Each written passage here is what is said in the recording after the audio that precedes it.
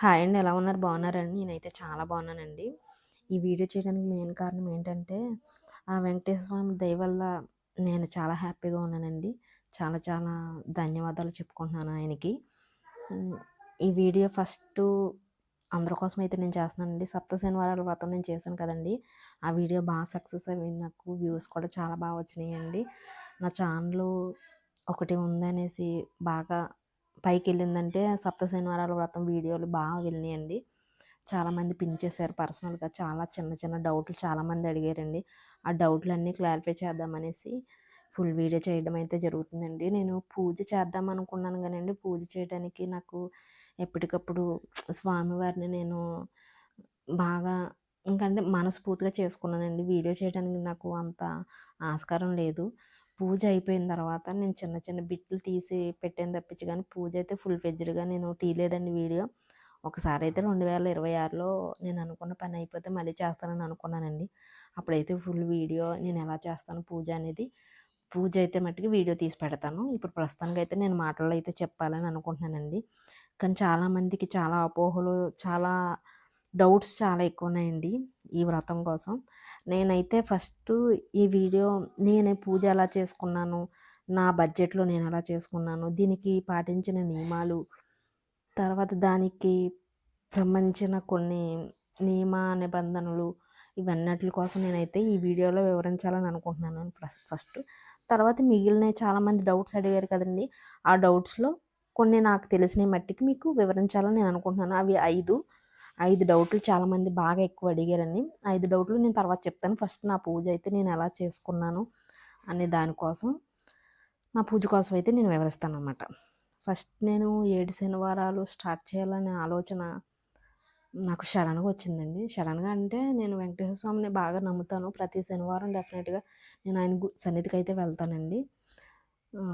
వాడపల్లి 7 శనివారాలు చాలా సార్లు ఎళ్ళాను. నడిచెళ్ళాను. చిన్న తిరుపతి, అప్పనపల్లి, పెద్ద తిరుపతి మొత్తం అన్నీ కూడా నేను వెంకటేశ్వర స్వామినైతే నేను పూజిస్తాను. ఎందుకంటే నన్ను కష్టకాలంలో నన్ను ఆదుకున్నది. ఏమీ లేని టైంలో కూడా నన్ను ఆయనే చేపట్టి నడిపించారని నేను నమ్ముతాను. ప్రజలు లేకపోతే జనము ఏదో హెల్ప్ చేస్తే మనం పైకొచ్చామని నేను అనుకోను. నేను కష్టపడ్డాను. అదే సేమ్ టైం నాకు దేవుడు కూడా చాలా సాయం చేశాడండి. దానికి నేను చాలా కృతజ్ఞత చెప్పుకుంటాను వెంకటేశ్వర స్వామికేంటి. ఏదైనా ఒకటి మనం చేసి కర్మ ఫలాన్ని బట్టే మనకి ఫలితం వస్తదని నేనైతే నమ్ముతానండి. నేను నాకు తెలుసో తెలియకో నేను చేశాననుకో, అది దాన్ని నేను సరిదిద్దుకొని మళ్ళీ ఏదో విధంగా వాళ్ళకి హెల్పో లేకపోతే ఇంకో విధంగానో ఇంకోటి చేస్తాను. కానీ మాక్సిమం నాకు తెలిసిన మట్టికి నేను ఎవరికీ ఏ హాని చేయనండి. నా పని నేను చూసుకుంటాను. ఎవరి జోలికి నేనెళ్ళను. కానీ నా జోలికొస్తే నేను అస్సలు ఊరుకోననమాట అండి. అలా అని ఇదివరకు ఉండేది. కానీ ఇప్పుడైతే మట్టికి వాళ్ళ పాపాన వాళ్ళే పోతున్నారులే అనేసి వదిలేస్తున్నాను. కానీ దేవుడు నిజంగా వాళ్ళకి చూపిస్తున్నాడనమాట. సర్లేండి అవన్నీ ఎందుకులేండి గానీ, ముందు మనం పూజ కోసం మాట్లాడుకుంటున్నాం కదా! పూజ కోసం నేనైతే 7 వారాలు చేశానండి. 8దో వారం అష్టోత్తరం చేపించుకున్నానండి. 7 వారాలు ఎలా చేశానంటే చాలా బడ్జెట్‌లో హ్మ్. తెల్లవారుజామునే బ్రహ్మ ముహూర్తంలోనే లెగిసేదాన్ని. పూజ సామాన్లన్నీ క్లీన్ చేసుకొని, అప్పటికప్పుడే తడిగుడ్డ పెట్టుకొని, ముందు నైటే బియ్యం నానబెట్టుకునేదాన్ని. ఎప్పుడు కూడా మేము పొడి పిండితో అయితే చేయలేదండి. పిండి దీపాలు అంటున్నారు. నేను ఇంట్ల కోసం కూడా క్లారిటీగా మాట్లాడతాను. నా దీపం కోసం నేను ఫస్ట్ మాట్లాడేస్తాననమాట. పిండి దీపాలు కాదండి. చలివిడి, పచ్చి చలివిడి తెలుసా మీకు? మా కోనసీమ జిల్లాలో అయితే పచ్చి చలివిడి కార్తీక పౌర్ణమికి గట్టా చేస్తారు. బెల్లం, కొబ్బరి యేసుకుంటారనమాట. దాన్ని పచ్చి చలివిడి అంటారు. అరటిపండు, ఆవు పాలు, నెయ్యి అవన్నీ వేసింది. అది కాదండి పిండి దీపం అంటే.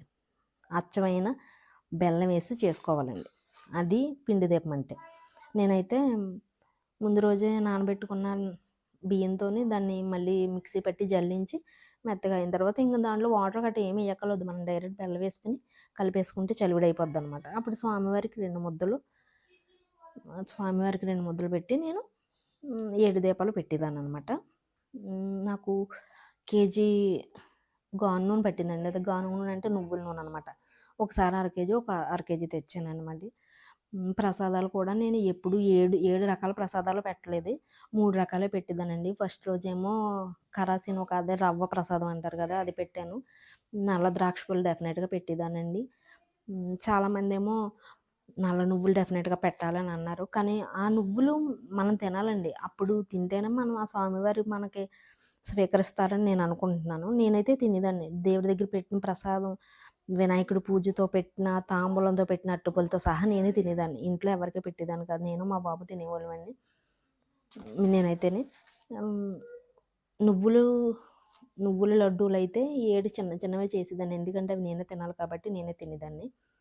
నువ్వులు కూడా అది 100 గ్రాములు, బెల్లమేమో 2 కేజీలు పట్టిందండి ఏరువారాలకని.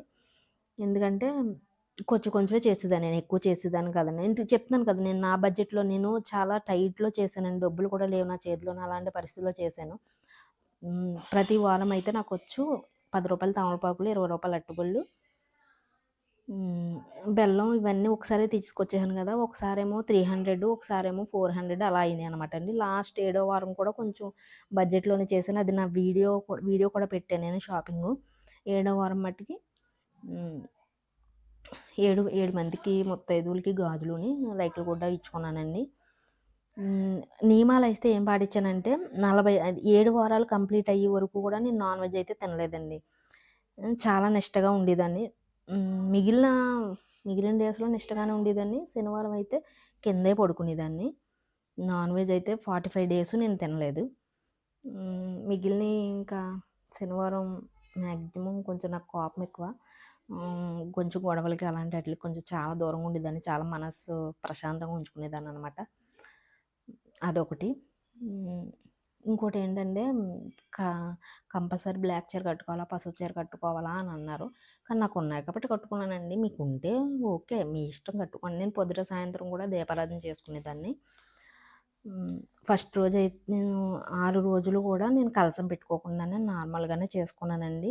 షోడశోపచారాలు చేసుకొని వినాయక పూజని, స్వామివారికి అష్టోత్తరంని, నేను గోవిందనామాలే బాగా తిరుగుతాయండి. గోవిందనామాలు చదువుకునేదాన్ని నేను కంపల్సరీ.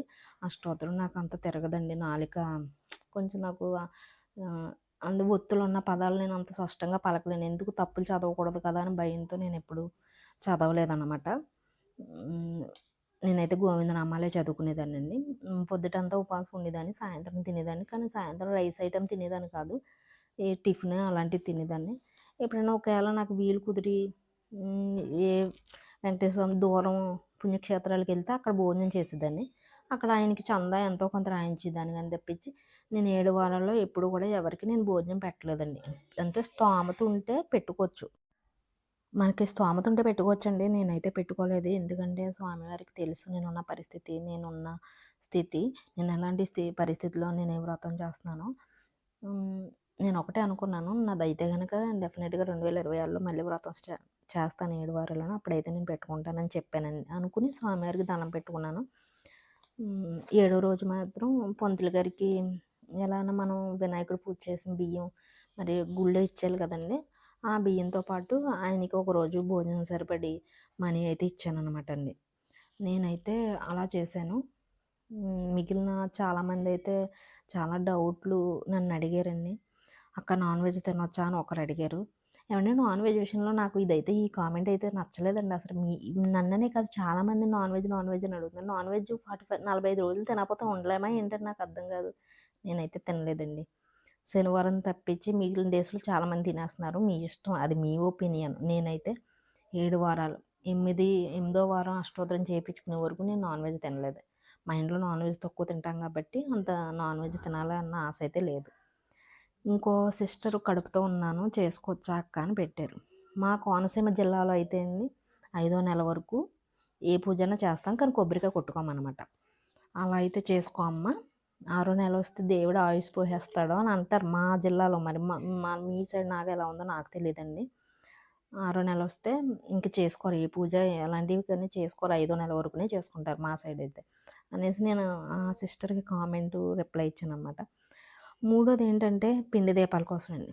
పిండి దీపాల కోసం చాలామంది అదైతే పిండి దీపాలు కాదండి.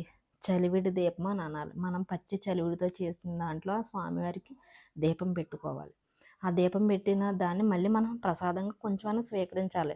నేను ఆల్రెడీ కొంచెం చలివిడి, వడపప్పు ప్రసాదం పెట్టి నేను ఇంత 7 దీపాలు చలివిడి నేను తినలేను కాబట్టి కొంచెమన్నా నేను దేవుడి ప్రసాదంగా నోట్లో వేసుకొని మిగిలింది ఏ చెట్టు కిందో చీమలు ఉన్న చోట ఎక్కడో దుక్కుని పెట్టేసేదాన్ని. ఎందుకంటే మనం బెల్లం ఫుల్‌గా ఏస్తాం కాబట్టి చీమలన్నీ బాగానే ఈజీగా తింటాయి. మళ్ళీ ఇంకొకటి ఆ పిండి దీపాలకు నామాలు పెడుతున్నాను. నేను అసలు నామాలే పెట్టలేదండి. ఒక బొట్టు పెట్టాను. ఎందుకంటే అది కూడా దీపం పెట్టినప్పుడు బొట్టు కంపల్సరీ పెట్టాలి కాబట్టి పెట్టాను. నామాలు పెట్టి అవి మళ్ళీ ఆవుకి గట్ట పెడుతున్నారు. అది తప్పు కదండీ! పసుపు, కుంకుమ కెమికల్‌తో గట్ట కలిపినయి కదండీ! అదొక్కసారి ఆలోచించండి మీరందరూని. ప్రసాదాలు చాలామంది 7 రకాల ప్రసాదాలు అవి ఇవన్నారు. నేను ఏడో వారం అయితే చేసుకున్నాను గానండి, అన్ని ప్రసాదాలు నేను 7 వారాలు పెట్టలేదండి. 6 వారాలు మాత్రం 3 రకాల ప్రసాదాలు పెట్టుకున్నాను. మన స్తోమత బట్టి మనం చేసుకోవచ్చండి. ఇంకొకటేంటంటే 7 రకాల పువ్వులు, 7 రకాల పళ్ళు అవన్నీ అంటున్నారండి. అవన్నీ ఎవరి స్తోమత బట్టి ఆళ్ళు చేసుకోవాలండి. అంతే తప్పించి వాళ్ళు ఈళ్ళు ఏదో చెప్పారు దేవుడికి 7 అంటే ఇష్టం అనేసి కాదండి. నేనైతే చలివిడి, వడపప్పు, అరటిపళ్ళు ఒకటి ఏదైనా ప్రసాదం చేసేదాన్ని. అంతే 3 రకాల ప్రసాదాలతోనే పెట్టాను. ఏడో వారం మట్టికి రైకుల గుడ్లు, గాజులు ఇచ్చుకొని ఇంకా 7 రకాల ప్రసాదాలంటే ఇంక మన ఇంట్లో బూర్లు, గారెలు ఇవి కామన్ కాబట్టి మనం ఏదైనా పూజ చేసుకుంటే అవి చేసుకున్నాను అంతే తప్పించండి.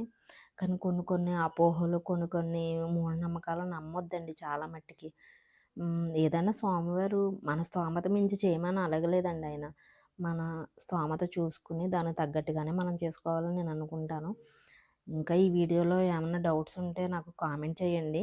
మీకు ఇంకా కావాలంటే వివరంగా ఇంకో వీడియో అయితే చేయాలని అనుకుంటున్నాను ప్రస్తుతానికి. నాకు తెలిసింది, నేను చేసింది మీకు చెప్పగలిగాను అంతే. మీకు నచ్చుతదనే నేను అనుకుంటున్నాను. మీకు ఆ వెంకటేశ్వర స్వామికి చాలా కృతజ్ఞతలు తెలుపుకుంటా. గోవిందా గో